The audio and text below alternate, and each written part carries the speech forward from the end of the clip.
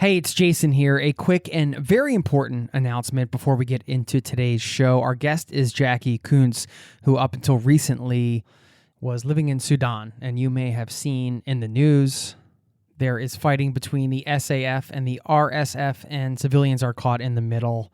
It's been a terrible situation. You can learn more about it at eyesonsudan.net, which I'll link up to. And Jacqui is posting a lot of resources, fundraisers, resources where you can learn more, pages to follow, hashtags to follow, and so on. And that way you are able to help out if you are so inclined. So I thought it would be good to get this episode out here now so we could bring attention to these resources and awareness to this situation. And if you follow Jacqui on Instagram, we'll link up to that in the show notes as well. She is continuing to update resources and provide helpful news on how you can help. So just wanted to give you some context for this episode, which again was recorded prior to this situation in Sudan, but now we can put it out there and give you an opportunity to learn more and help out. Thanks for listening, and please enjoy the show. So, and I realized too, like if I stayed in that job, I could be happy probably forever, just comfortable enough. Like I made enough money where I could have the things I needed. And so it's kind of like, this is my chance. Do I leave or stay here forever? So I booked a ticket to Sudan, like any normal person would. I'd always wanted to be somewhere different or do something different, like reading books or watching movies as a kid and dreaming about these faraway places. So I was like, yeah, this is my chance at kind of living that kind of life.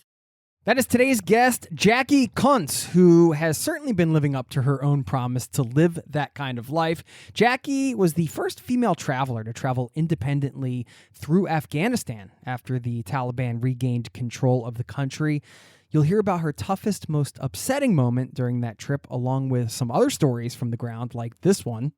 We were sitting in a cafe in Kabul having, I think it was like a Turkish style cafe, and, beautiful place, grass, sitting. These Taliban guys come in. One's got a bazooka, just kind of flings it onto the table. And my travel companion freaked out. He's like, this is not okay. This is not okay. Jacqui also lives in Sudan. As an expat, she has been living there for years.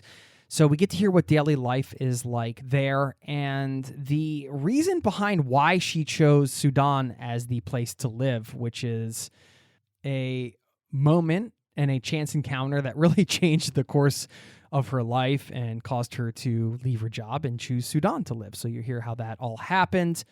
And she's been hitchhiking through Iraq. So we get to hear some of her perspectives from her time there, and a bit about the hilarious worldwide quest she is on. Hint, it involves tacos. All of that coming in the interview segment and much more. Plus, I want to give a shout out to a listener who reminded me that living a life of travel really comes down to this one word. And I'm going to share that and remind you of that word if you're curious. Plus, I'll leave you with a quote to wrap everything up. And it's all happening right now in today's episode. So buckle up. Strap in. Thanks for being here, and welcome to the Zero to Travel podcast, my friend.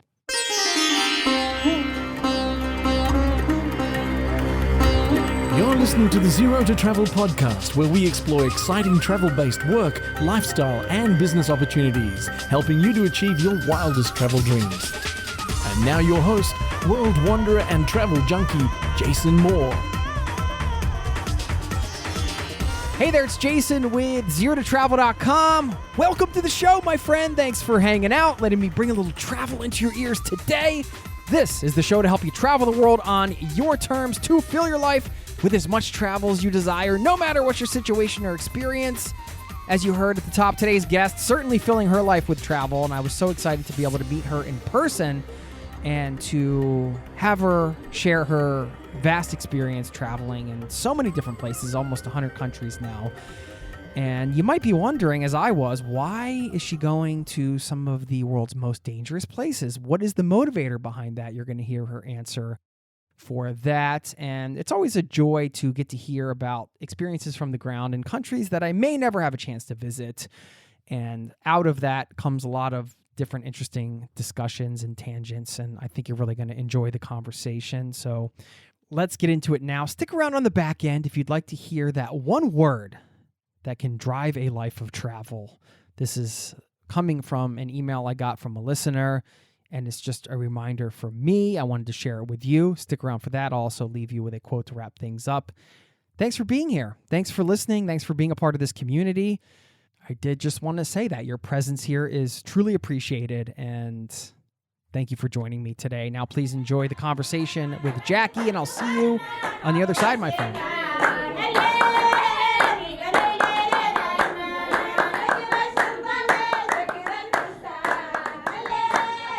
Is this your regular podcast voice? It might be. I don't know. I don't know. Yeah, I don't know. Call 1-900-podcasts. Did you get that joke? Is that no, it's too old. That's an old. There used to be these 900 number I've heard things. of these Okay, things. yeah, Yes. see. I'm not that young. See, we're Yeah, it's like when someone tells me about cassettes, and I'm like, yes, I remember these. Did you have any cassettes? I did have cassettes. You Yes, did? I'm old enough to have cassettes. Did you ever make a mixtape for somebody or receive a mixtape from somebody? Yes, and I used to record them all the time off the radio. So you'd wait until like your favorite song came on and quickly have to push like play and record at the same time. Okay, Yes. Now you're speaking my language. Yes, I remember these days. Because yes, well, I mean, not to date myself, but you are of would you say the generation below me? I don't know. That sounds like condescending. I am a millennial. You're a millennial. A millennial, and all the problems we have caused. And I'm a Gen Xer. So I talked about this on the podcast before, just like these sweeping generalizations that people make about generations. Yeah. It's like those damn millennials do this, that, or that, or Gen Xers are late. It's like, Well, we've destroyed the housing market because we buy so much avocado toast. I think that's what we're up to. according to BuzzFeed. Yes, according to various BuzzFeed quizzes, actually. That's awesome. Well, I should say, Jacquelyn Kunz, welcome to the Zero to Travel podcast, my friends. Oh, thank you. Let's high five it. We're going to have some fun. I didn't know you until 2 weeks ago. This I guess. is true. We're in person. Yes. We should describe the scene. I'll let you describe the scene. I like to do that when I do in-person interviews because I don't do them often, unfortunately. Well, you had me meet you in a bar at 11 a.m. We're not drinking. There's a coffee bar here. Well, we are going out to lunch later. We'll talk about that. Okay, yeah. We're in Oslo. I'm excited to chat with you because when our mutual friend Gunnar Garfors, and friend of the show, you guys met recently, and you're here visiting, and you're visiting Norway from Sudan, where you live. Yes. The best time of year, it seems, too. Yes. Well, I mean, I have a ton of questions for you about life in Sudan and how you got there and everything.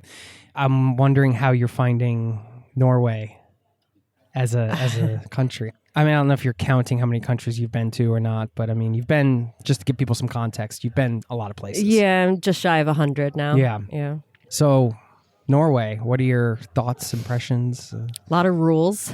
A lot of rules? A lot of rules, it seems. Are you a rule breaker? Oh, well, I don't know. I'm not used to this like crosswalk thing. Like you have to cross like in certain areas of the street. I don't know. I'm used to just kind of wandering around and but no, very cold. You mean it's organized? It's very, okay, I guess that's another word for it. Another way to phrase that. No, beautiful, beautiful place. Very expensive. Yeah. Yeah. Mm-hmm. Yeah, I'm noticing that. How long have you been here now? About a month. So it's my second time in Norway. That's quality time.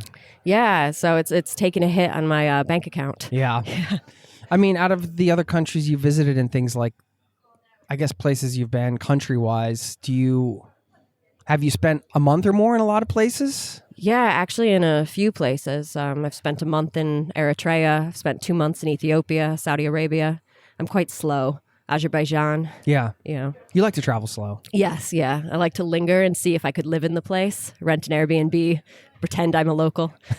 Isn't that the kind of the ultimate traveler fantasy? I feel that's one of the traveler fantasies that I think most travelers have is, I wonder if I could live here. Mm-hmm. When you're walking through a place and you just start asking yourself that question, and then you really, I think travelers tend to take that as a thought experiment gone too far, right? You're like, no, really, like, And then you see, you have the rose-tinted version of what it'd be like to live there, and then you have to get past that to see what it'd actually be like to live there. Yeah. Yeah.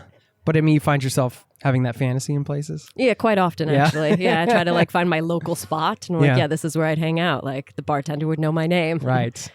And then you have to get the bartender to know your name. Yeah, and I'm like, Yeah. hi, I'm Jacqui. Could you call me by name from now on, please?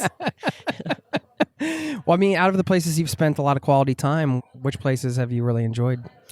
Usually like everywhere that I go. Azerbaijan, for some reason, is a place that I routinely return to. Yeah. So I'm just kind of, if I'm looking for a place that's very familiar with no pressure to go and see everything, because I've already seen most of the big sites, I guess, Yeah. in the country. So I'll just go and hang out and eat Why? in cafes. Why there? Because it's weird. It's a very weird place. It's a strange crossroads of, you can feel like the European vibe Yeah. to it, but at the same time, like it's still got that like conservative, like Islamic culture, and you can see kind of the influence from the East as Yeah. well into it. It's just a strange crossroad of places that you kind of don't find in other countries. So I really like it. Yeah. So you like to linger in places that are Weird. weird or strange? Probably. Yeah.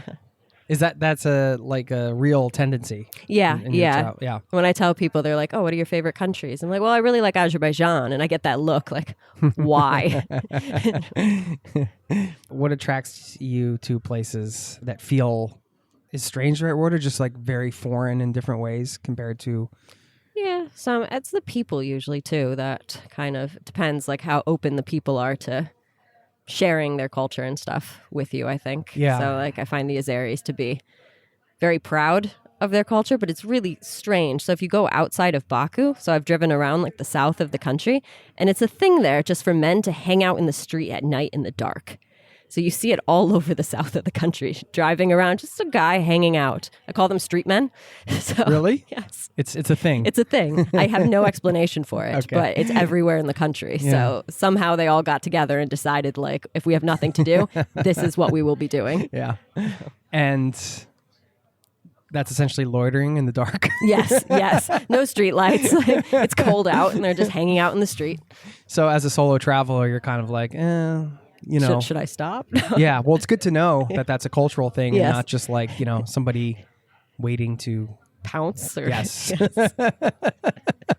Well, another thing I want to talk to you about today is you kind of did a talk about traveling safely through Afghanistan, right? At a recent conference? Yeah, I spoke at the Extraordinary Travel Festival in Armenia, Yerevan, in October. Why did you give that talk? Primarily because I was asked to. Okay, yeah. So I went to Afghanistan in June. And I was the first woman that traveled independently in the country since the Taliban takeover. Really? Yes. So it's gotten a little bit of attention from that, and a lot of people reaching out to me asking for advice, how to do it, and what my experience was. So some of the organizers of the festival asked me if I would come and speak about it because I have gotten a lot of questions. So it seems to be something that people were interested in. What were some of the key points from the talk that you wanted to kind of share with people? Don't do it. Really? Really? Yeah. So as a woman, I found it quite difficult to travel around without a fixer or a guide because I didn't have that extra layer between me and the Taliban. And they do have certain feelings about women. So it wasn't really the easiest to go out on my own, manage getting through checkpoints. And I was traveling with a male friend of mine for most of it. And he found it to be very, very stressful as well because they all saw him as responsible for me. And then at the same time, he was very nervous by the amount of weapons being pointed in his face, the amount of checkpoints we were stopped at. They would just dig through all of our stuff, take pictures of everything, question us, why are you here? But I think it's getting easier as time goes to travel in Afghanistan because they're getting used to seeing more and more, I want to say tourists, but it's really a certain type of tourist that's traveling around Afghanistan right now, but more are going. So the Taliban are adjusting to understanding that people are coming. What do you answer in those situations when they're like, why are you here? What are you doing here? I'm an American tourist. It's my default. Anywhere in the world, if I'm doing something I should not be doing, I'm like, I'm an American tourist. And then most people react like, oh God, like, okay, another one of them. So maybe that's a little more common around, let's say, the Eiffel Tower. Yes, maybe to, in the southern part of Afghanistan. checkpoint. Yeah, it would usually take a few phone calls to find somebody that spoke English well enough so we could explain, like, oh, we're just travelers coming through. We wanted to see, like, the beauty of Afghanistan, because usually we'd get a lot of confused looks. Yeah, well, of course. Yeah, and every single checkpoint wants a different kind of permit. We didn't have any permits. We didn't know how to get permits. Some of these permits I don't even think existed. So eventually they'd always let us through, but we'd show them our visas and our passports, and they have no idea what that even is. Like, what is this that you're showing us? Yeah. We're like, it's a visa to your country. And they're like, what is this? Yeah. So, because most of the Taliban that are manning these checkpoints, they're just guys from the village that have either joined up, like post-takeover, or just kind of been hanging out for a lot of it. Yeah. So, how many guns have you had pointed at your face over the years? I was in Sudan through the revolution and 2 coups. So there's been a lot from that. So that's why I thought, too, that going to Afghanistan would be okay. Because I'm like, oh, yeah, I'm used to seeing lots of guns and men with guns that should not be holding guns wandering around. I saw a lot of parallels, actually. I kept comparing the Taliban to the militia that we have in Sudan because they both carry their guns like a purse, kind of, slung over their shoulder. Like I could probably take it if I wanted to. So, right, yeah. Very nonchalant, kind of. Yeah. They kind of toss it on the table when they go into a cafe. Just, you throw your bazooka across the table. Really? A bazooka? Yes. You've seen that? We were sitting in a cafe in Kabul having, I think it was like a Turkish style cafe and, beautiful place, grass, sitting. These Taliban guys come in. One's got a bazooka, just kind of flings it onto the table. And my travel companion freaked out. He's like, this is not okay. This is not okay. Just like, it was so surreal though, like seeing these kinds of things and stuff. And like, we could have just gone and taken that. Like they were not concerned. They're not trained, so they don't know how to even like properly handle their weapons. But like, we could have just like, kind of walked by on the way to the bathroom and grabbed a bazooka. It's just like... Yeah, it's not like, sitting down and setting on your backpack. Yeah. But to them it was kind of in a way like, oh, I'm exhausted. Let me just set down my bazooka here. So I say, it's like they're carrying a purse. How they treat it, it's like a woman with her purse, just kind of flinging it on the table or, kind of casually holding it on her shoulder. Except it's a bazooka. Why do you put yourself in these situations, country-wise? Like, going into a country like that, there's going to be these types of things are going to happen. Mm-hmm. You ask good questions. I honestly, I don't know. I usually make a joke that it's a lack of self-preservation. But at the end of the day, I did think about it a lot with Afghanistan. And realistically, this is probably one of the safest times to travel in Afghanistan because the fighting's done. But even as a solo female traveler, independent? To an extent, yeah. So, you don't have the bombing in the streets as much anymore. A lot of the roads are safer to drive on than they were previously. So I took the road between Kandahar and Kabul, and I was reading about it and how it used to be called like Death Road or something, because that's where the Taliban would attack random cars and things. But now they don't because they're in control of it. So in that way, it's much safer to move around the country than it has been in the past. But as a woman, there's just a lack of respect that you're going to be afforded in the country. How does that make you feel in the moments that happens? So I had a situation where I was on a bus trying to avoid checkpoints because you blend more on the bus. And I was wearing a full niqab, so you could only see my eyes. So I didn't speak, so you couldn't really tell that I was Is that how foreign. you traveled around with the full... Yeah, so outside of Kabul, full niqab the entire time. Yeah, so only my eyes were showing. Just your eyes, okay. Yeah, so and a lot of Afghanis do have light eyes, so and even eyes. Even then, people would pull you out of places, and they could tell that you didn't. Yeah, sometimes. Wow. So traveling by bus though made it a lot more anonymous. But we stopped at one point, and there was like 8 or 9 like Taliban guys got on the bus. So the guy that was kind of handling the bus seating, he made a lot of people give up their seats for these guys. So one ended up behind me, kicks off his shoes, and then he spends the rest of the ride, about 4 hours, with his feet on my head. Using Are me you serious? Yeah, dead serious. He used me as a footrest for the remainder of that ride. That's so that was just like how little respect they have. That's sickening. That's for women. Like I was basically furniture to this guy. And so he probably assumed I was a local woman. He didn't know I was foreign. I didn't speak, so there was nothing giving that away. And you literally can't say anything. Yeah, I didn't feel like I could. No. So, of course not. I mean, that wasn't an accusation. That was because like it could go either way. That was a statement. Yeah. You can't say anything. Yeah. It's Horrible. Yeah. And so How it just makes degrading. you think How, too about like how the women in these countries like Afghanistan, like I was a guest. I could leave anytime I wanted. And I did get a lot of privileges being a foreign woman. So I was allowed into places that I wouldn't have been allowed into otherwise and stuff. But you think about like the women that have no choice. They can't leave if they want to. Like this is their life. So For 4 hours. For 4 hours, yeah. I could feel his toes. Ugh. Yeah. Wasn't fun.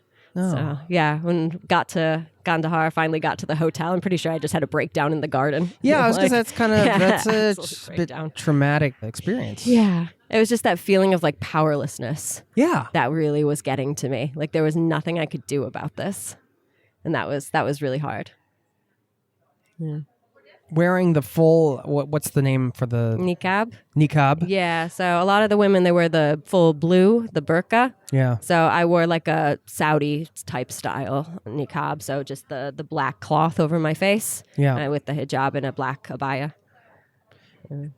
How does existing within a society like that and wearing the clothes and that clothing in a sense is it doesn't reveal very very much. You can say the eyes are the window to the soul, so you can see something, but it's very little. So in a sense, it's easy to, I feel, to dehumanize people because it's just very nondescript. Everybody's looking very much the same, and you're just another among. You know, you can't express yourself in any individual way. I feel in that type of situation. I guess traveling like that and being covered up like that and everything. Again, we're not comparing your experience to people that live there and grew up there, but it at least gives you a sense of what it is like to exist within a society like that. So did you have an opportunity to commiserate with other women in an honest way where people could let their guard down and talk about their feelings? And so a little bit, but with women that have left Afghanistan. So I do know a female, she used to be a tour guide actually in Afghanistan, Afghanistan's only female tour guide. She has since fled to Italy. But I was talking to her during my time there, and I had asked her about how to put on the niqab properly, and it sent her a photo and like, is this right? And stuff. And she had asked me, she's like, well, what do you feel wearing this? And I'm like, it's awful. And she's like, yeah, I know. Now imagine having to wear this all the time. I'm like, yeah. But I met a family in the north in Mazar. My taxi driver actually invited me home to meet his wife and children. I'm like, of course I want to do that.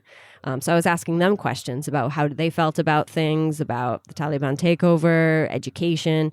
And they said they were just relieved that the fighting ended. They're like, honestly, we don't care who's in charge. It's pretty much all the same to us, like as long as the fighting is over. So that was an interesting perspective, I thought. Yeah. Because, I haven't heard that before. Well, it makes a lot of sense. Yeah. Right? So just from like a basic daily life kind of, we get to wake up and there's not a war. Yeah. You know, that's like a pretty depressing baseline to be at. Because the bad guys are in charge. Right. Yeah. But you're still just happy that there's some level of peace and stability. Because that country's been, I mean, it's just been stuff going on there for decades. It's since way before my lifetime. Yeah. Yeah. Well, when you get into a conversation like with the taxi driver's family or something, do you ever think about, or in any of these countries where you could essentially be thrown in jail for talking about something? Do you think about that? Sometimes. So not so much in Afghanistan because they don't really have a thought out spy network of like who's talking about things and stuff. But in Sudan, but how do you know that? Well, they're not that well organized. Yeah, but Sudan in the past, we had a lot of issues with that. So, yeah, when I first moved there, they would have people that would come in and like monitor like classes of teachers and stuff to see what they were saying and different things like that. And I actually knew a guy. He was a teacher, British teacher, and it was right after the apostasy trial had happened. So there was a woman that was charged with apostasy because she had married a Christian man. And since her father was Muslim, she was considered to be Muslim, even though she was raised Christian. And it's illegal then for a Muslim woman to marry a Christian man. So she was sentenced to death. And it became a huge international news, big thing. So a teacher I knew brought it up in one of his classes, just casually kind of said like, something offhand about it, like, oh, in the apostasy trial, I hope like the Americans get her out or something like that. And then his passport ended up being seized a few days later. Everyone else within the same organization as him had their passports seized, went into review if they could stay in the country or not. So just because of that one comment. Oh my god. So Sudan used to have a really, really good network of people just telling the government what other people said. How long have you been living in Sudan? Yeah, drink some coffee. Yeah. I'm like, This is gotta get caffeinated for this conversation. I'm already, like I said, 6 or 7 in. Yeah, I Who see you knows? shaking over there. Yeah. I've been there for 8 years now. It'll be 8 years next month. Okay. Well, I mean, we did get to meet before a couple weeks ago, and I heard a little bit about the story about how you ended up there, which is pretty incredible. But I was wondering if you could share a bit about how you chose Sudan as a place to move to, because I want people to hear this. Okay. Yeah. Oh, I have my bullshit story about how I was so interested in the culture and wanted to study Arabic. But I had been, about 6 months before that, I had been in an airport in Jordan, and I had met some Sudanese women. And they were really friendly and really nice. And they were like, oh, you should come to Sudan. And I had studied a bit of Arabic at university, so I ended up talking to them because I wanted to practice. And I was like, Sudan, like, I've seen your country in the news. I'm not going there. So, and then as time went on, I kind of had kept thinking about that because, like, I was home back in the States. I like to travel. I'm like, okay, Sudan. And then I had a really bad day. So I had broken my job's iPad and gotten scolded for that. My time off had been denied. And then I had gotten a speeding ticket on my way home from work. Where were you working at the time? I was managing a shoe store outside of New York City. Okay. Yeah, different life. Yeah. Very, very different life. Wow. Yes.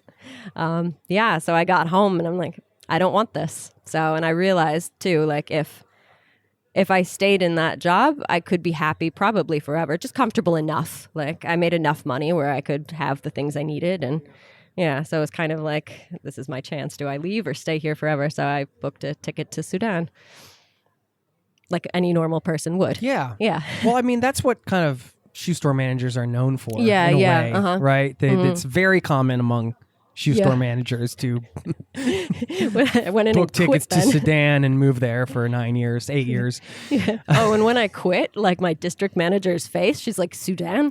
Where is that? She's like, what? Where outside of New York City is that? Yeah, is that Massachusetts? That's crazy. So up until that point, had you been traveling a lot? No, Sudan was my 8th country. Really? Okay. Yeah, first country in Africa. It was my 8th overall. Well, hadn't really been many 8th places. country Yeah, overall. had been and to what Denmark. were the other countries just sort of typical tourist type? Not I mean, you should say typical compared to Sudan, Afghanistan. Were they? Yeah. Yeah, I'd been to Canada and Mexico, of course. Okay, Yeah, yeah. and then Denmark, Yeah. Palestine, Israel, Okay. Jordan, and then Sudan. Why did you think that you needed to make such an extreme? Like, there's a lot of different things you could have done. You could have still quit your job and gotten a new one. You could have quit your job and just taken a road trip across the U.S. I did that as well. Okay. Before I moved, I called Okay. it my goodbye tour. Yeah. But Where did you go there? we drove from, a friend of mine was moving to San Diego and she wanted to bring her car. So we drove from New York City to San Diego, hit up Vegas on the way, the Grand Canyon. Yeah. Of course. Yeah, a lot of the hot spots along All the way. shenanigans? Yeah. No, Yeah. it was a lot of fun. In a Mini Cooper, though. Oh, okay. So she had her life packed into the back of this. So we're like pressed up against the dashboard in a Mini Cooper for 2 weeks. So that was, that was fun. Glad I did it. Unsure if I would volunteer to do that again. Yeah. Well, I mean, that's going to prepare you for travel in a lot of these countries Yeah, where they yeah. put 80 people on a bus designed for 20. Yeah, and you have someone on your lap. Face is smashed on the glass. How does your family handle this? I guess here I'd also be looking for some advice for people who have to, let's say, break the travel news to people that in their lives that maybe aren't going to support it as much as they would like to think. Yeah. So I kind of didn't tell them until the day before. Yeah, that's a strategy. Yeah. Yeah. I did go and do it in person. So I took the train up to Utica, went to one of my sister's hockey matches. And then I was like, by the way, I have a flight to Sudan tomorrow. My dad's like, where's that? And then my mom cried and she was like, you don't have to do this. Yeah.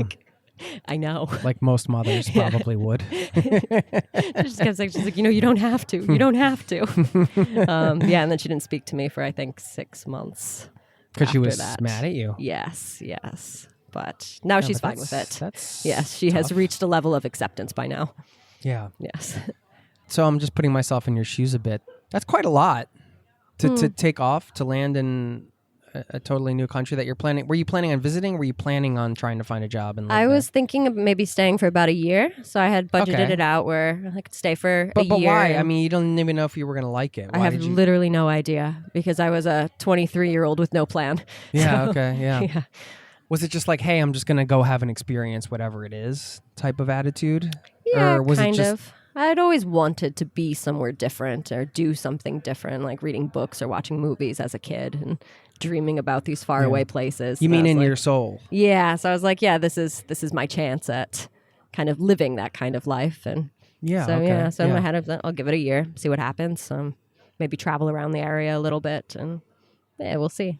So you get there, and what happens? Your family's not talking to you because they're pissed. Yes. You're in Sudan. What were the first few days like? I loved it. You did? Just immediately. Yeah. The people are so friendly. I mean, connected with it. felt like home right away. Really? Yeah. So Wow. I just fell in love with it. So Yeah. yeah, now You it's mean home. the culture? Yeah, the people, the culture, the way of life. It's very laid back. It's more of an emphasis on family and friendships over working yourself to death, which is a huge difference from the U.S. Yes. Yeah. So, Yeah. I mean, even if an acquaintance of mine was sick and needed something, I could tell my boss, sorry, I'm not coming today. Like, my neighbor's sister's friend is sick and I have to go over there. And my boss would be like, yeah, okay, you take care of that. Yeah. No questions asked. No questions, because it's related that's to what matters. relationships. Yeah, because people matter Relationships get priority. more. Yeah, and that's really, really nice. Yeah. So, and it's just kind of a laid back, sleepy culture overall. So, I mean, you sit around, you have coffee, you chat. And yeah. Like we're doing. Yeah. Yeah. Basically, yeah. So everyone's in the street making podcasts.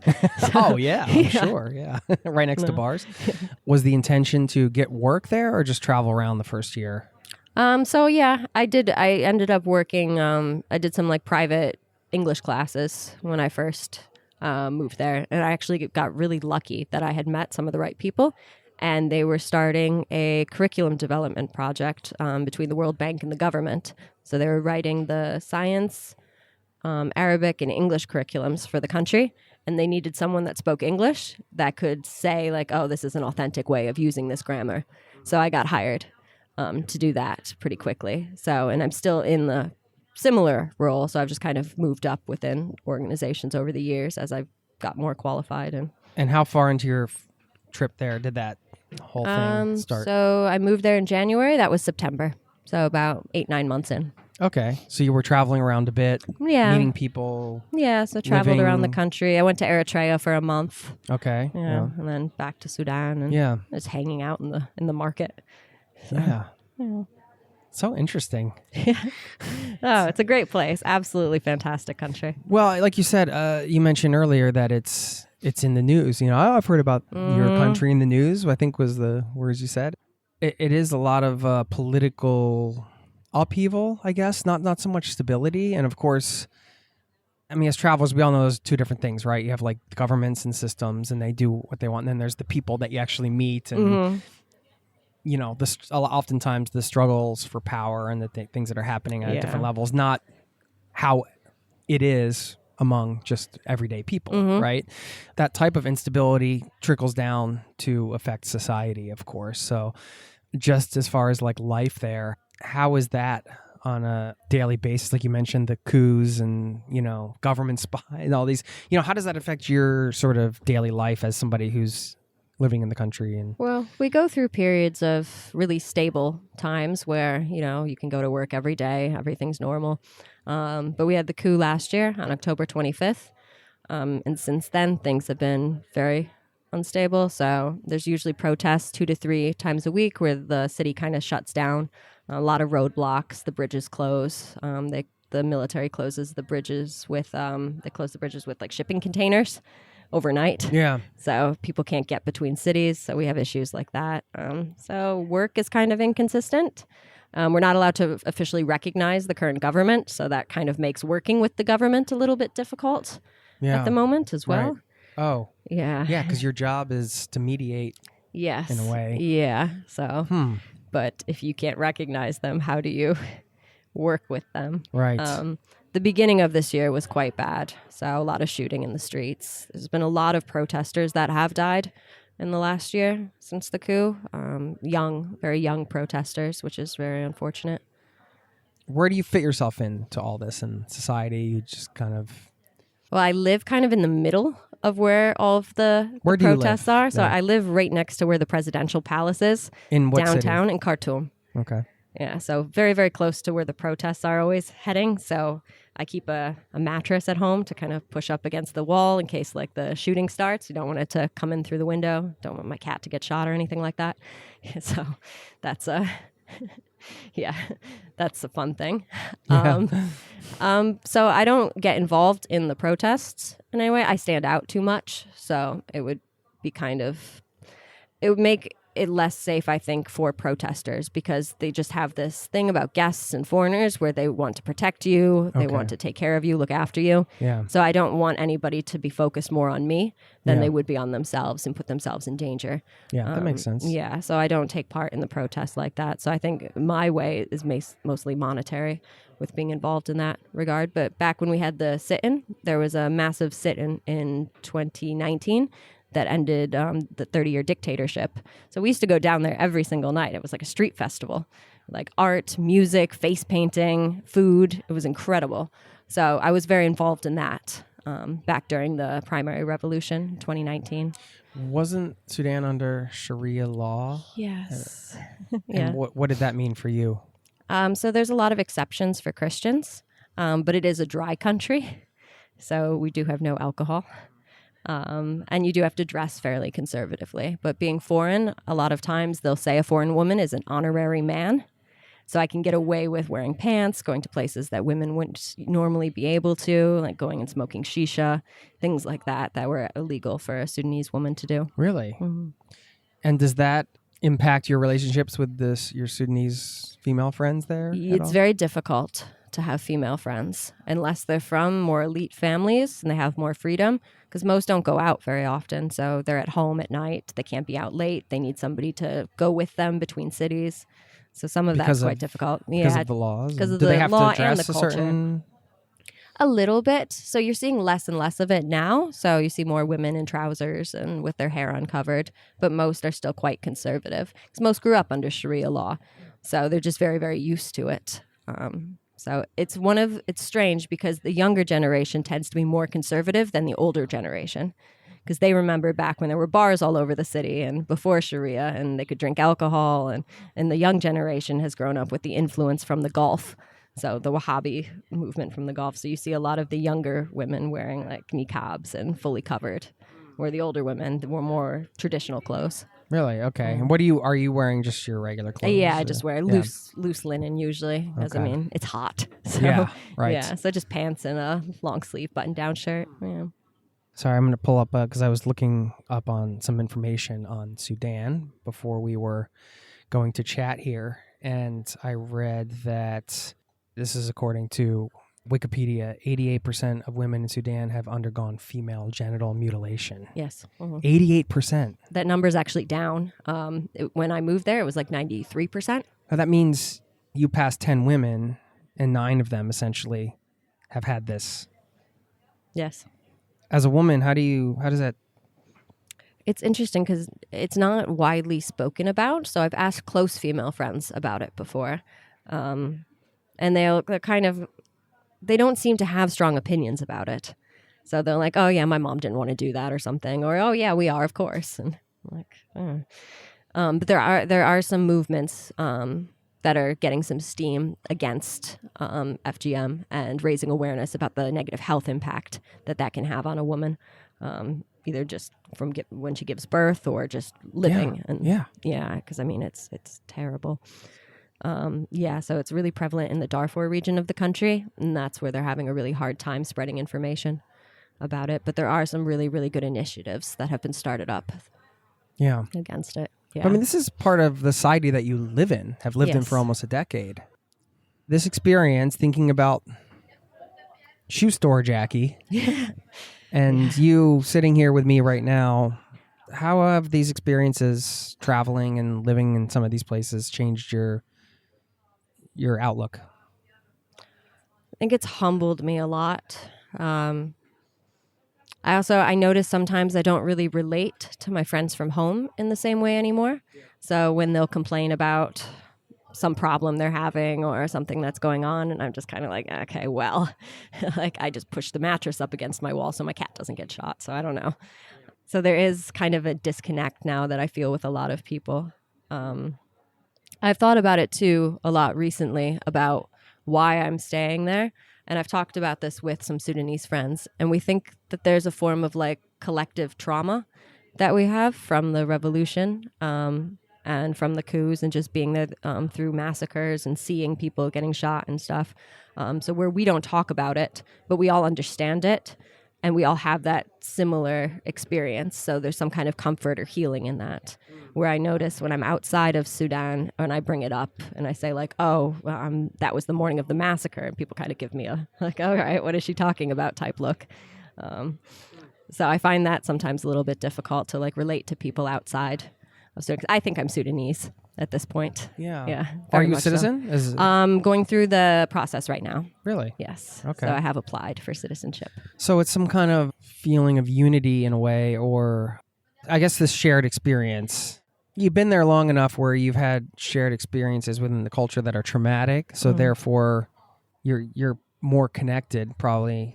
You know, I'm thinking about somebody who's an expat in, I'll just say Paris because it's such a popular place to be and to visit, versus the expat life, let's call it, in Sudan. I mean, you're looking at two dramatically different experiences because of the things you've witnessed, like you said, the things you've experienced, the traumas that you have actually, by choice, not that by choice you've witnessed these things because these things are happening around you, but you have put yourself into a place where there's these instabilities. And I mean, do you feel like that looking back? I mean, I'm not saying, oh, do you have regrets about that? But you've probably seen things that you would like to unsee maybe, or that you can't unsee. Yeah. How do you feel about all of that? Oh, no regrets. No.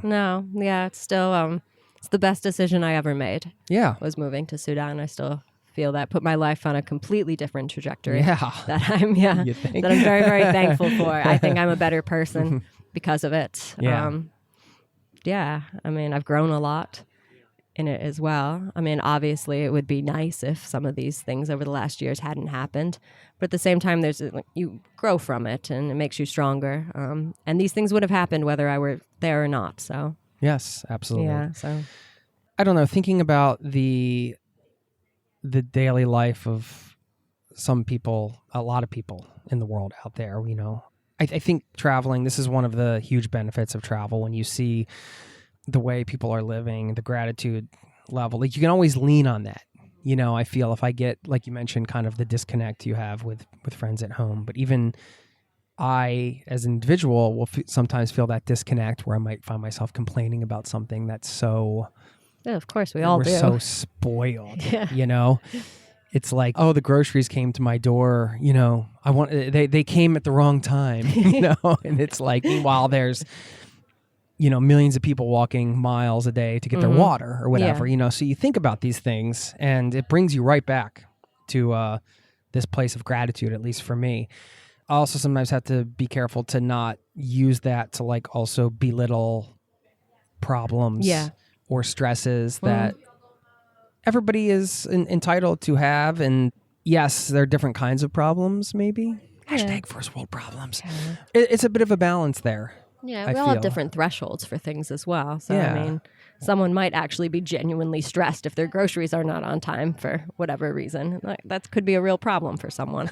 So, but not real, like you said, when you compare everything to the extreme, it always makes the problem seem so small, which is a good thing, but also you don't want to discount your feelings, I guess, either at the same time. Well, it's all relative, too. Like the Sudanese kind of pity us in America for not having healthcare. Right. Like when people, I'm sick with something and they're like, go to the doctor. I'm like, I can't afford that. And Of course you can here. This is not America. You can see a doctor. Yeah. So they kind of look at us like we have this archaic, like ancient system where nobody can afford like modern medicine. Yeah. So, I mean, it's all relative.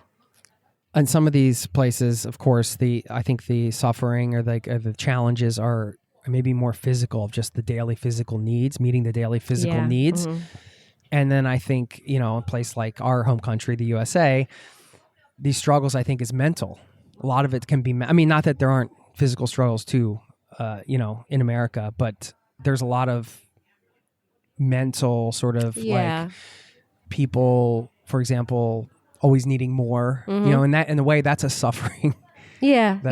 The materialism and the consumerism. Yeah. And, Well, you were working in a retail store before. Yes. That must have been totally extremely. It was soul draining. 1 week you're talking to somebody about should they buy this $500 pair of shoes or whatever, and the next week you're like in Sudan. In a market in Sudan. Yeah. Yeah, that was a change. Yeah. Yeah.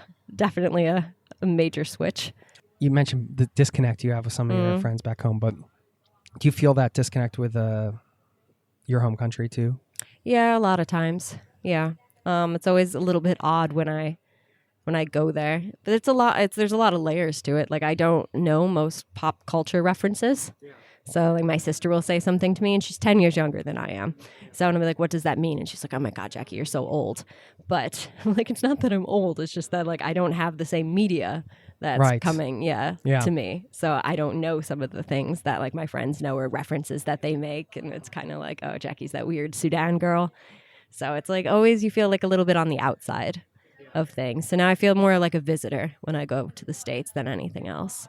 So it's familiar, but it's changed so much since I've been there that I don't really feel like I'm a part of it anymore.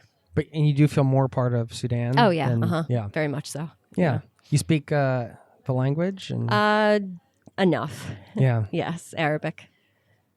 Can you share like a nice expression that you like in Arabic and then tell us what it means? You have something like that? We have some funny things that we say there. There's a common word that you hear people say. It's masura. And it means a leaking pipe. But if you say it to someone, like you are a masura, and to masura, it means that you're promising you're going to do lots of things and you're not actually going to do these things. I like that. And I really, really like that one. But like people, you say it in like a loving way. Like someone will be like, yeah, I'll come over tomorrow. And you're like, yeah, you're a masura. Like you're not going to do that. Inshallah. Yeah. So. It's kind of like saying you're full of crap. Yeah. So I really, really like that. Like a leaking pipe. You're just saying things and it's just dripping out and not going anywhere. Do they have any words that represent like greater things that there aren't words for in English or something like that? I always like those kind of words. Like there are a lot of those more religious words like inshallah, like God willing and stuff, but you kind of just say it for anything to relieve yourself of like responsibility. So like, yeah, I'll meet you at 11, inshallah. So like if I don't, it's no longer my fault. Yeah, and saying like mashallah. It's like you're getting off the hook if you. It's it's kind of like crossing your fingers behind your back. Yeah, kind of. Yeah, it's like yeah, I'll be there, inshallah. Yeah, basically yes, it is the religious equivalent of crossing your fingers. It's funny you mentioned the references and not getting them, but when we met up the first time, we were throwing references left and right, and we were laughing about it because as an expat, here, and I'm not getting a lot of their references and them not getting mine, but we. Able to connect in that way. That so nice. It was fun. Yeah. Like Gunnar makes references sometimes and he'll be like, oh, it's this very funny cartoon about like two mice or something. I'm like, what? What are you telling me right now? You have no idea about any of these Norwegian references. I can't play the Norwegian trivia games because sometimes that bothers me a little bit.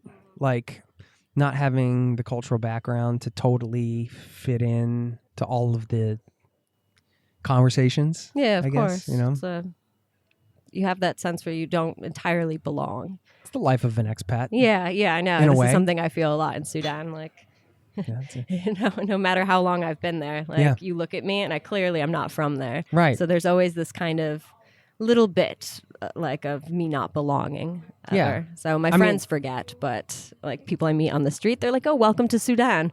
And I'm like, "Yeah, okay." Thank you very much. Can Yeah. you show me around? Yeah. First day here.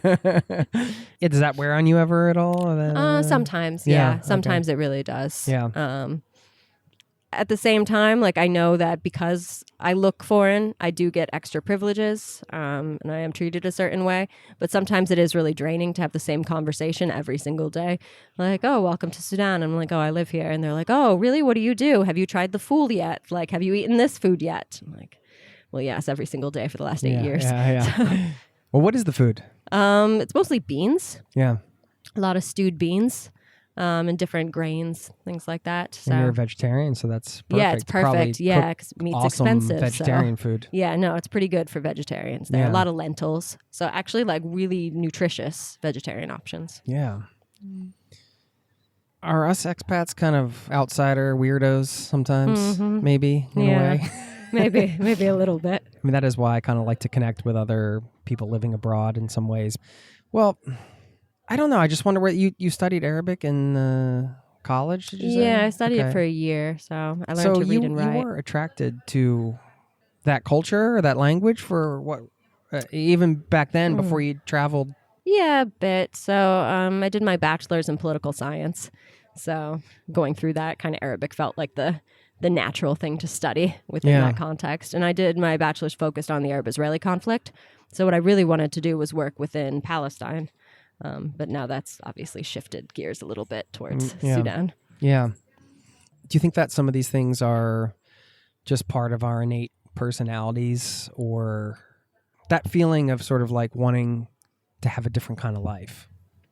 Yeah, I think so. My friends do talk about how I've been saying stuff like this for years, like since I was middle school, elementary school. And my friends are like, "Well, you always had these ideas about adventures, but now they're just on a larger scale." So, yeah. So I think, to an extent, because my sisters aren't like this. So they don't feel that need to roam. They're very settled. My sister has kids. She's very happy. She wants to go to Paris maybe or something like that. But she doesn't no weekend trip to Afghanistan on the books for her. Yeah. So I think to an extent, it's just something about us. I don't know. You're trying to do the every country thing, or you're going to, I guess? after a period of time? Slowly. So that's not really the ultimate goal. So I'd like to see everywhere, but I'm not really ticking places off. So I'd rather spend my money on things I really want to do or see rather than collect a lot of capital cities. Yeah. So. What do you think about the every country?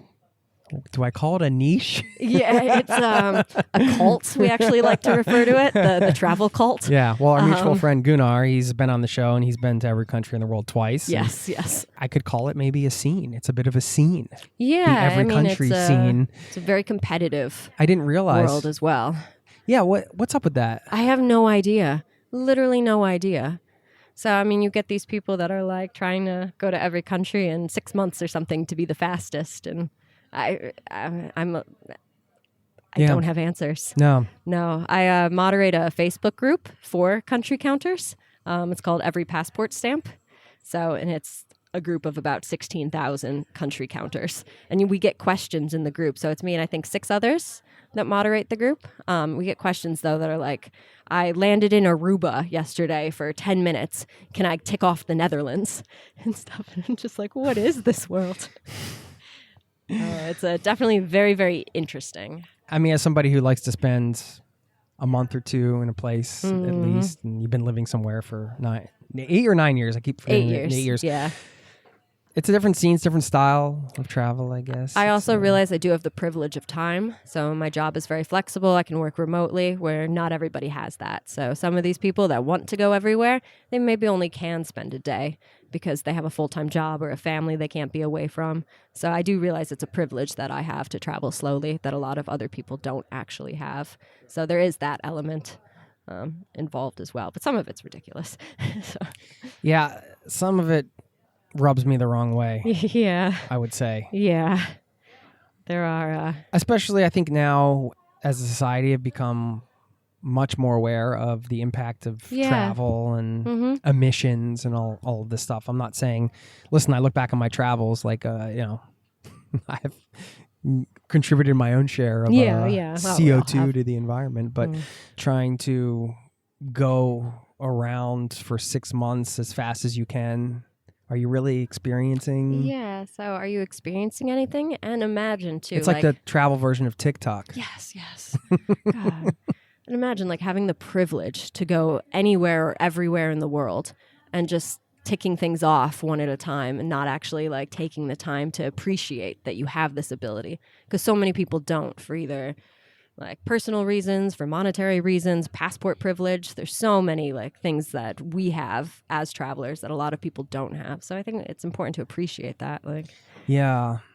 And then some of it I think is just my own personal opinion. There is in some parts of that scene, there's quite a bit of ego involved, which I don't love. It like harkens back to like the, Westerners wanting to conquer the world kind of mentality. There's like an ownership feeling of countries that I see with like some of these people that have been everywhere and have like an internet following and stuff. And it's like they feel like they own the world.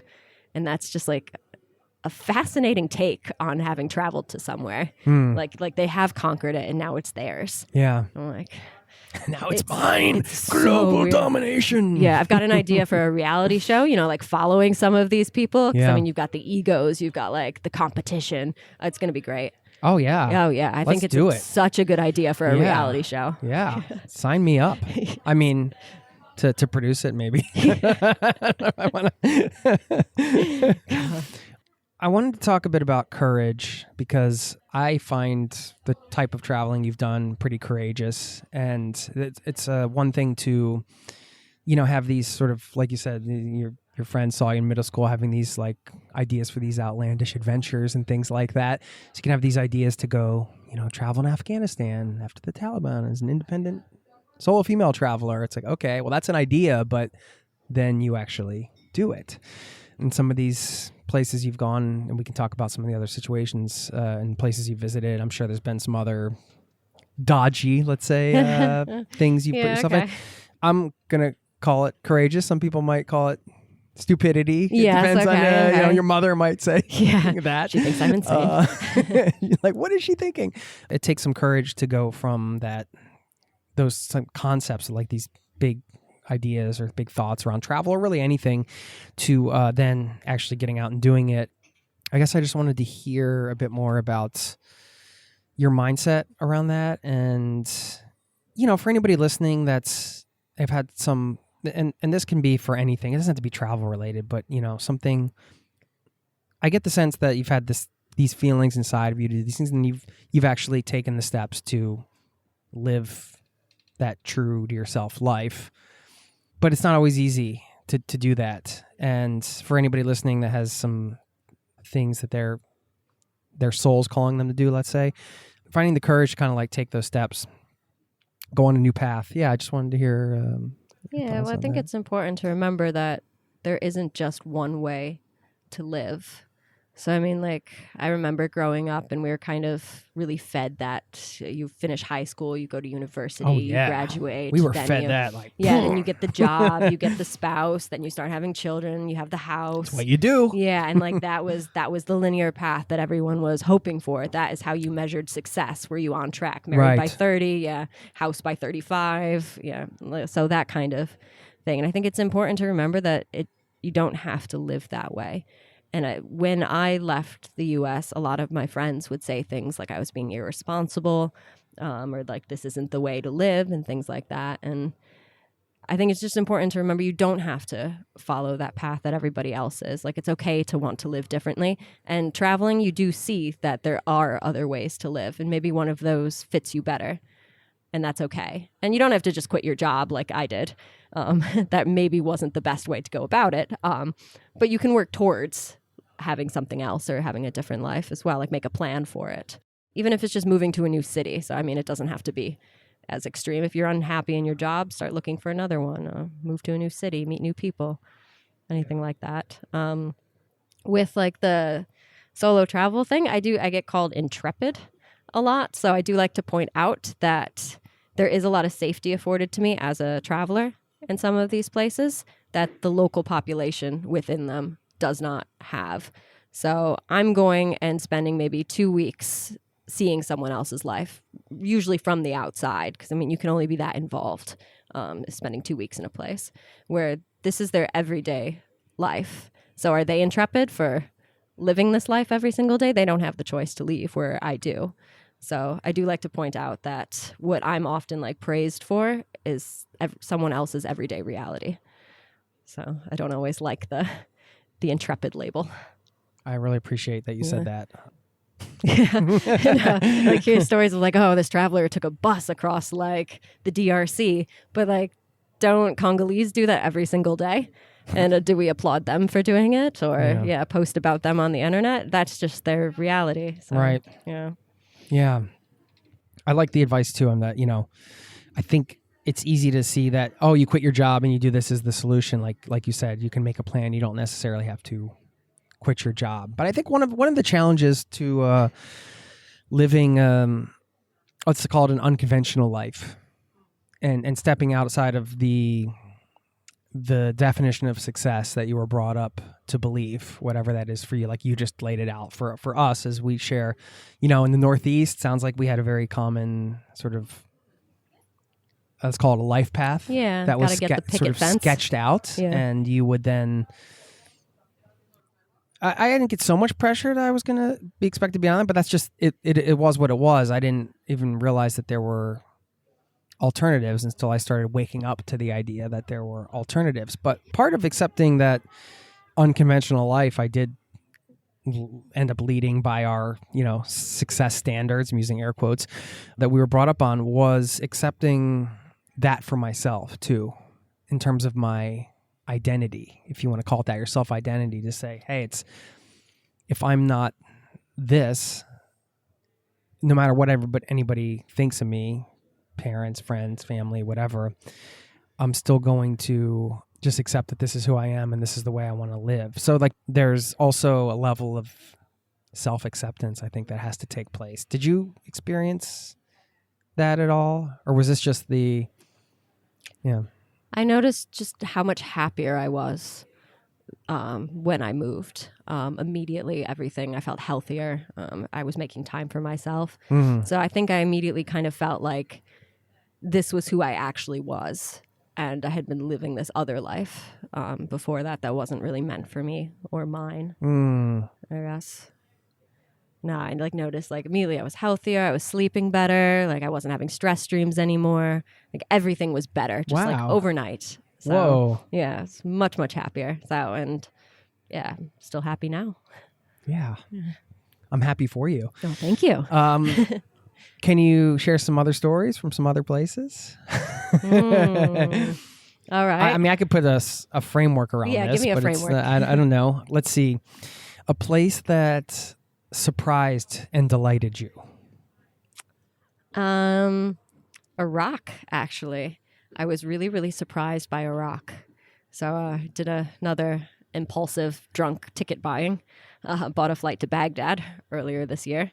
I thought there were no bars in Sudan. Yeah, well, we find our ways. Yeah. Some moonshine that I'm slowly poisoning my body with.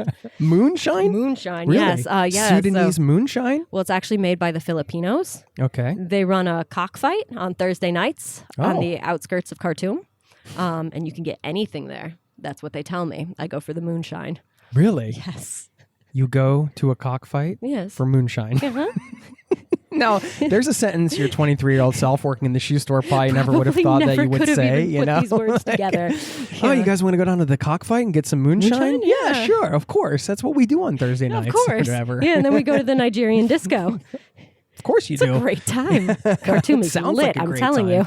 Now I want to come for a visit because that sounds like a damn good night. No, yeah, I'll take you out. A night you will probably forget, but yeah, no. So booked a very impulsive flight to Baghdad with the intention of staying, I was thinking like 5 or 6 days. Yeah. Absolutely fell in love with Iraq. The people are just incredible, so friendly, so nice. So I spent 2 weeks hitchhiking around the country. And hitchhiking? Hitchhiking, yeah, and just met so many just incredible Why people. hitchhiking? because it was so easy. Really? Yeah, and it was so easy to meet people that way. So I took a few public buses and then hitchhiked a bit. So you just meet somebody and start talking, and then they're like, "Oh, I'm going this way. Where Were are you going?" solo or? Yes, for most of it. Yeah. So I had met a German girl in Kurdistan that I spent a few days with, but in federal Iraq, I was solo. Hitchhiking in Iraq. Yeah. So is there any animosity towards Americans? Not at all. Absolutely not Nobody at all. that you met? No, nobody, not even checkpoints. Everybody was very, very happy, friendly, like excited Really? to see a tourist, wanting to know what I was doing there. And I had read some reports from other travelers that, the checkpoints are really difficult. I had seen some like clickbait videos, like the world's most dangerous road trip. Absolutely not my experience at all. I found it just a very friendly, open country, people just wanting to get to know you. A lot of selfies. I took a lot of selfies with random checkpoint guards Really? along the way. Yeah, everybody wanted a selfie. Yeah. So, yeah, it was a lot of You're like fun. a celebrity traveler. Yeah, apparently. Yeah, my photos on the wall of these random checkpoints. Yeah. No, so I was really, really surprised. Yeah. But I think that's another one of those what the media has shown for so many years, especially like as Americans. We think of Iraq as, I don't know, the Bush years, Iraq. Yeah. And, Right. yeah, but no, not my experience at all. Yeah. Very surprised. Yeah, Safe absolutely to loved travel it. Yeah, I around felt and- so safe. Yeah. Yeah, there was never an incident where I felt unsafe. Everybody No bazookas being randomly tossed on the cafe tables. No, and everybody that had guns looked like they were trained to Oh, right, have like a they gun. should So actually- that was really They reassuring. weren't like 14 carrying a gun. Yeah. in flip flops. That's cool. Yeah. Oh. That sounds incredible. I've heard the hospitality there is off the charts. Yeah, absolutely amazing. Yeah, just meet a group of people and they'd be like, "Come with us for the day," and you'd end up smoking shisha in the marshes and singing all day and learning. I learned to Really? play dominoes and Really? yeah, it was a lot That's of so fun. cool. How do you assess whether it's cool to go off with somebody like that? What goes through your head? I probably don't assess it as well as I should. No. Yeah, I should probably think more through some of those ones. Usually, most people are good. So, I mean, there have been a few dicey situations over the years in travel, but of course that does happen as a solo female. What's your best advice for safety? Just go with your gut, really. Yeah. I think. There are a few things like I've learned, like I've had issues with being the last one out of a shared taxi and the driver like making moves on me and stuff. So now, Really? Yeah. So now I'm never the last one out of a shared taxi. I don't sit in the front of a taxi usually. I try to make sure hotels have some kind of front desk type situation before getting to my room so it's harder to follow me. So just some basic things like that. Okay. Yeah. Just Yeah. being aware. Yeah, and kind of zigzag my way home to see if anyone's following. Do you consider yourself a risk taker? Well, I've never really thought about it, but I guess I have taken some risks. Not intentionally, but I guess that does happen. It's kind of a side effect of. Is it's two different things, what people see and what they interpret as you and what you feel?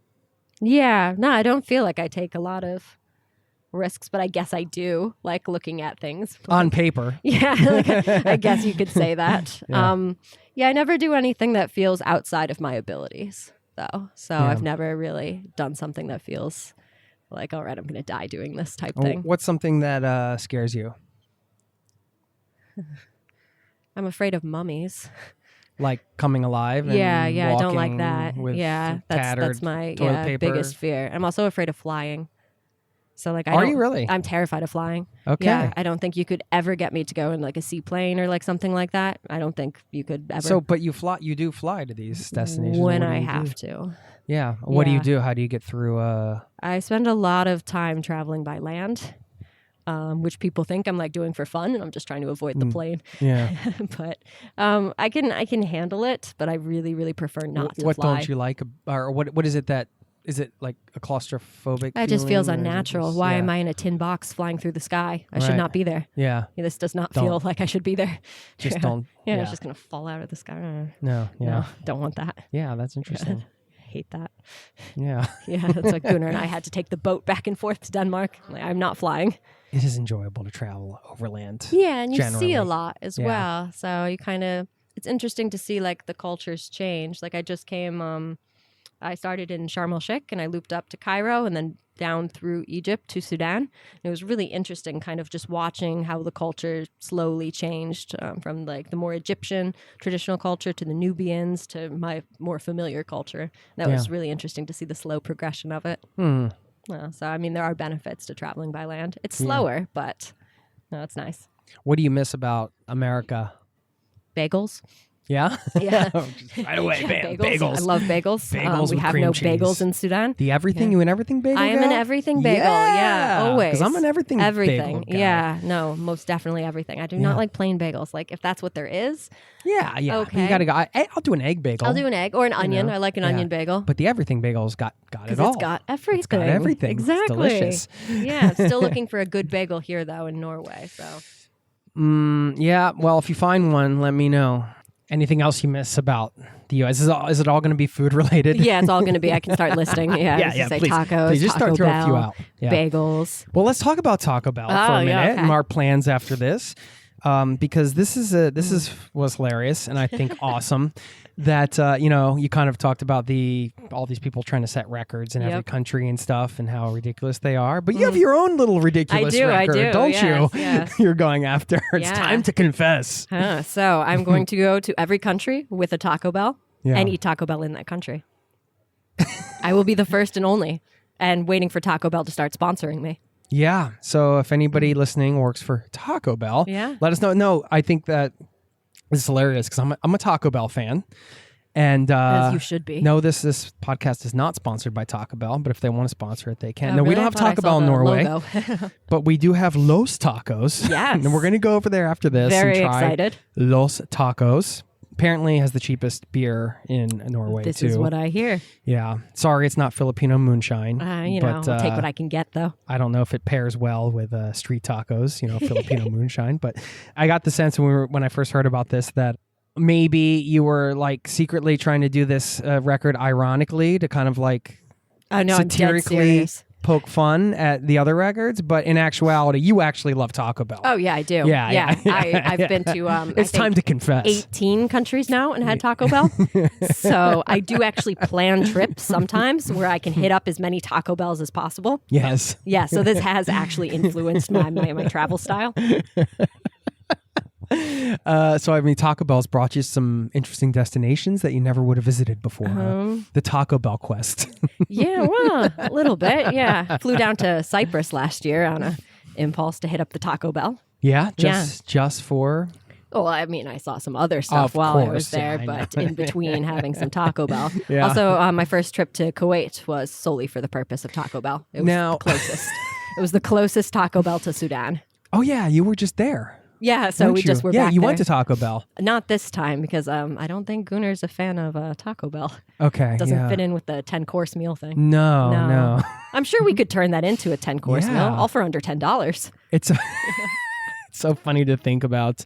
All right, so when you go to like Cyprus, let's say, Mm-hmm. and you're going to go to Taco Bell, are you secretly like, yeah, all these things to see, but like, let's just do Let's the Taco just Bell go to the thing. Taco like, Bell. that is that like Yeah, the yeah. first thing. You're like, Yeah. I'm heading to the Taco Bell. I travel with this girl a bit. Her name is Tess, and we always meet in a country that has a Taco Bell, and we meet at the Taco Bell. Oh, Yes. So whenever we travel together, we find a Taco Bell that's like halfway between, like I took the boat to Finland and she flew in. And so we found the one that was like halfway between both. And we're That's like, we'll meet at the great. Taco Bell. I just think that's awesome. It must be somewhat surreal when you guys actually meet. Like when you walk into a restaurant and you're at Taco Bell in Finland. It's like, well, here we are again. Here we Another are. Taco Yeah, Bell yeah. somewhere. Yet again. Oh, and we always do like a review, a live reaction review video for the like the Crunch Wrap or something. Oh, yeah. Okay. We're just being idiots, but it's very funny. By the way, yeah, I mean, if people have questions for you, if they want to get in touch, we can link to yours, like Instagram. Yeah, the yeah. best. So yeah, I answer questions on Instagram and I post about travel. What's your handle? It's my name, so JACQ and then KUNZ, Jacquelyn Kunz. That's it. Yeah. Cool. We'll link to that. Where do you see things going in the next like 3 to 5 years? Do you think like that? Not usually. No. No, because I have no idea.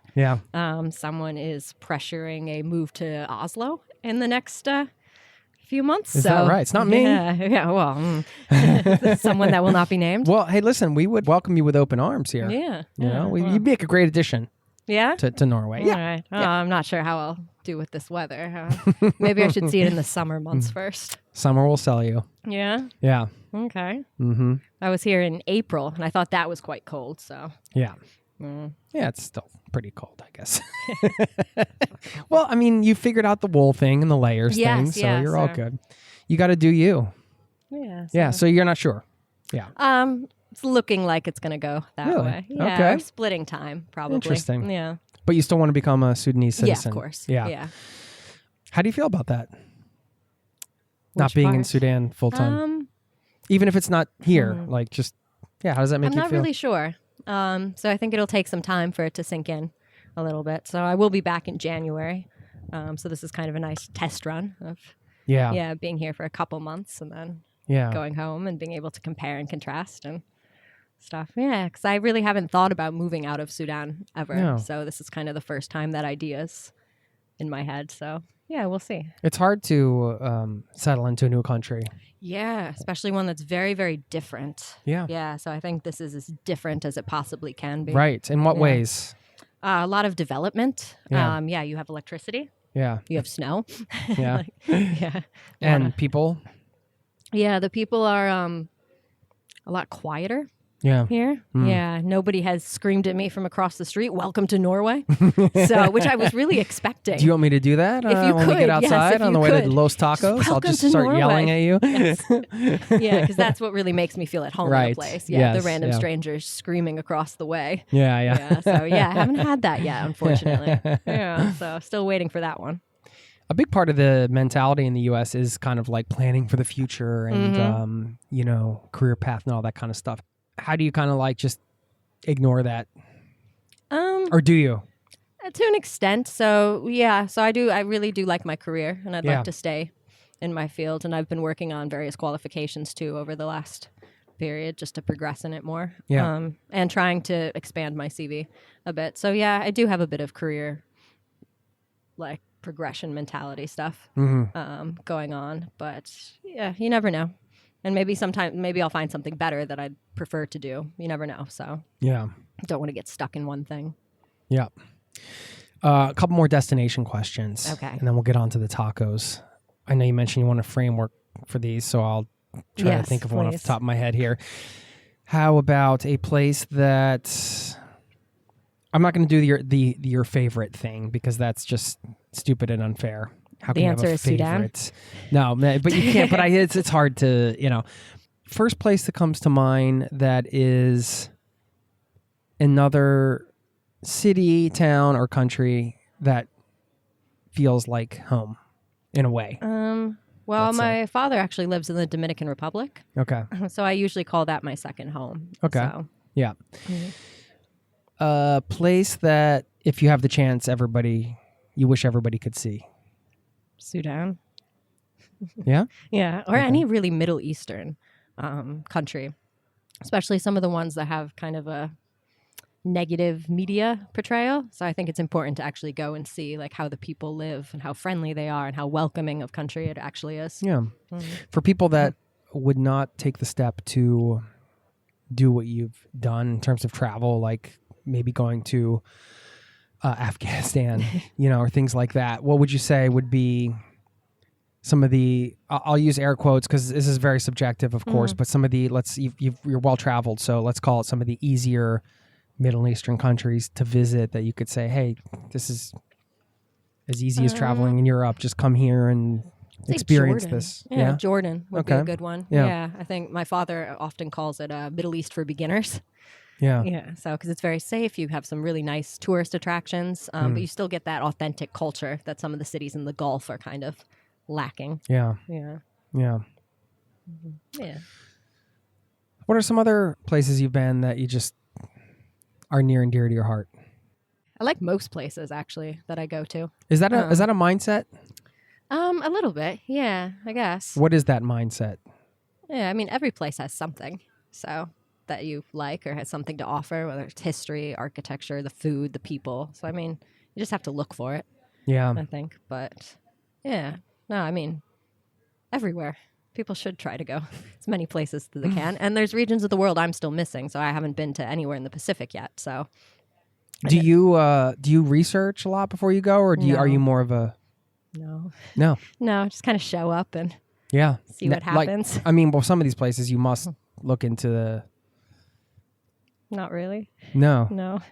I make some like really wild spreadsheets that just have like, it's mostly me rambling to myself on them. Like, do I want to go to this place? Maybe text this person. Just nonsense. Okay. Yeah. So I kind of base things off of that. But there's no real plan. Do you journal or write or anything like that? What do you like to do? Travel. No, not much of a writer or anything like that. So I like photography a lot. Yeah. So I do take photos and stuff when I'm traveling, and a lot in Sudan as well. So yeah.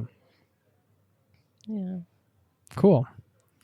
It's really fun getting to chat with you. Yeah, this has been nice. Do you want to leave us with some any words here? Words of wisdom. Words of wisdom. Yeah, I've got some life quote that I live by. Yeah, some life quote that you live by. Maybe your favorite Taco Bell dish. No. Go and stock up on bean burritos. If everybody wants to learn more about you, they can go to, you don't have any websites or things to promote Instagram. or anything? No. You're just a cool traveler doing your thing. Just me. Trying to stay warm here in Norway. Yeah, taking a lot of energy to stay warm here. Living the life. Yeah, I think so. Cafes and lots of eating. Yes. I look forward to staying in touch. We're going to go get some lunch now. And thanks for your time today. If you have some questions for Jacqui, you can hit her up. It sounds like we'll get the chance to do a part 2.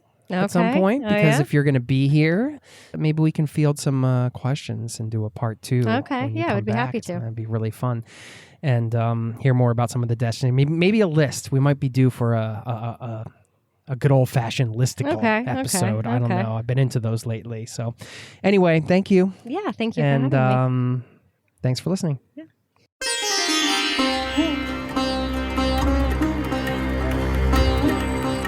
There you have it. That was my conversation with Jacqui. What an amazing woman, and I can't wait to meet up with her again. I am sure she has 1,000,001 other stories to share, and we'll have to do it over tacos. The Taco Bell quest. I love the Taco Bell quest. I mean, what a unique kind of pursuit to have on the side. It's a bit of like a travel side hustle, right? If she's trying to go to every country in the world, you could say that her side hustle as she's traveling is visiting these Taco Bells, which is kind of funny and cool. Anyway, we did end up going to have tacos and had a great time. And I look forward to seeing her when she is back in town. Now, I'm going to share a shout out to a listener in a moment. I did want to fill you in. This past weekend, I was in the studio here in Oslo with my band, Laundry House, and we were recording a new album. So that was really exciting. Just a personal update there. If you like rock music and you want to follow along, we'll put a link in the show notes to our Spotify and all that good stuff. But what a great experience. And it reminded me that it's just fun to be a tourist in your own town, right? It's just something that's completely unique. We booked a studio right in Oslo. Stayed in a 1-bedroom apartment, had like an air mattress, a couple guys on the bed, guy on the couch, and it was just a blast. I mean, we're just in our hometown, but just doing something completely unique and something we love. So don't forget, get out there and enjoy your own hometown. If you're home now, that is the challenge coming out of this episode. Go out and do something you haven't done before in your own town and enjoy it, revel in it. Be a traveler, be that tourist in your own town. Such a fun thing. I know I've put that challenge out here before, but it's always a fun one. Okay. This is a message I got a while back from Michael. Greetings from Minnesota.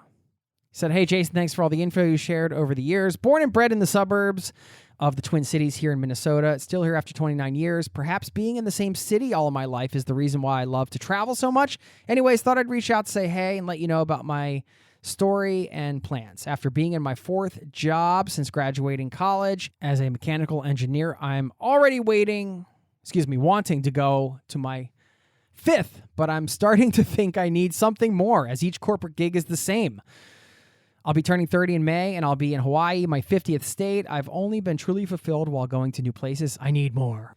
I don't know what it is, but it's the only thing I actually want to do in my life. Not doing BS day to day on something, nothing like I studied in school, hoping to land a new gig that allows me to travel. One of my previous companies sent me all over Europe. After that, I was hooked.